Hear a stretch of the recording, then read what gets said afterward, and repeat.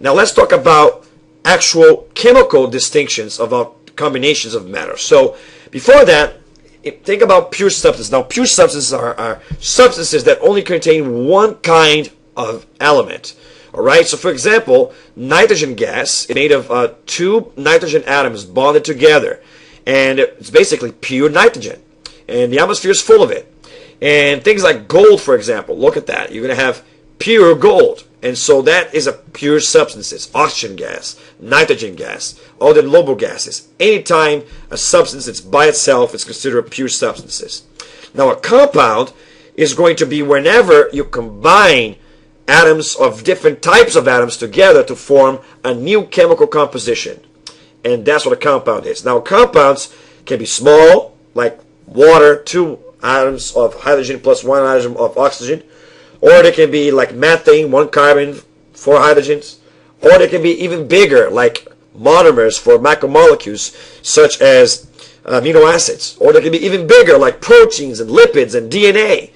Or salt crystals or things like that. So any type of compound which will have more than one kind of atom is going to be basically that. Okay?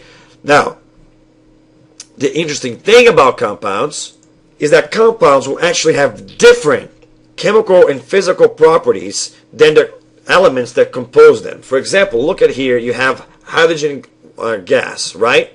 Then you have oxygen gas and nitrogen gas and chlorine gas. All of those are pure substances. Now, the same substances are kind of mixed in together here in the bottom. For example, water is a combination of hydrogen and oxygen. But see, water will be nothing like hydrogen or like oxygen, which are both gases. It will be liquid at room temperature.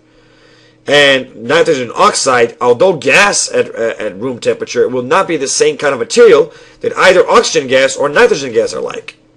And neither will be nitrogen dioxide or carbon dioxide, which is a mixture of carbon and oxygen. So you see, when you combine atoms, you create new types of matter with new kinds of physical and chemical properties. The same things that elements are like, now you're going to have combinations of elements creating new kinds of chemical and physical characteristics to matter. Alright? Now, another thing that we have to talk about when we do this is the idea of a molecule. Now, a molecule, whether you have a chemical that's pure or pure substances like the ones in the top layer or in the bottom layer, the molecule is going to be represented by actual chemical formula, which you see here, CH2, O2, N2, Cl2, and so forth. And sometimes it's actually represented also by covalent bond symbols, and we'll talk about that later when we do covalent bonding. But molecules are going to be the simplest unit of that substance.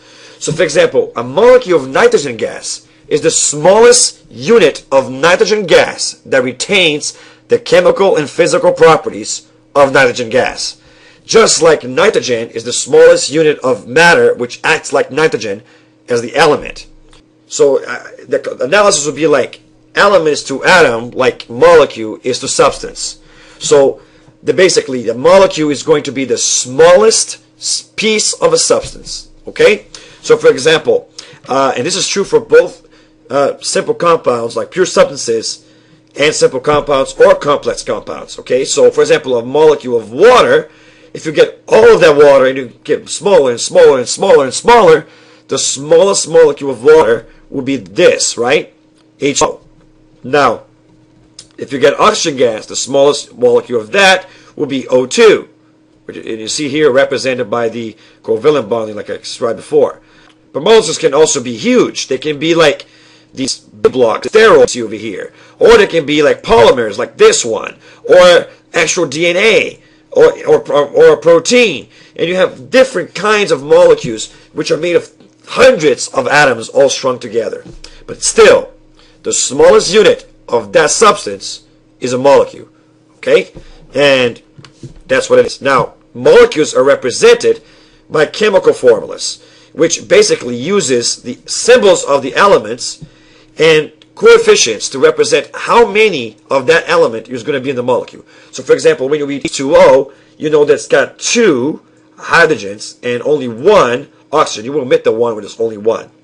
So here, for example, you see glucose, which is listed as C6H12O6, which means it's going to have 6 carbons, 12 hydrogens, and 6 oxygens.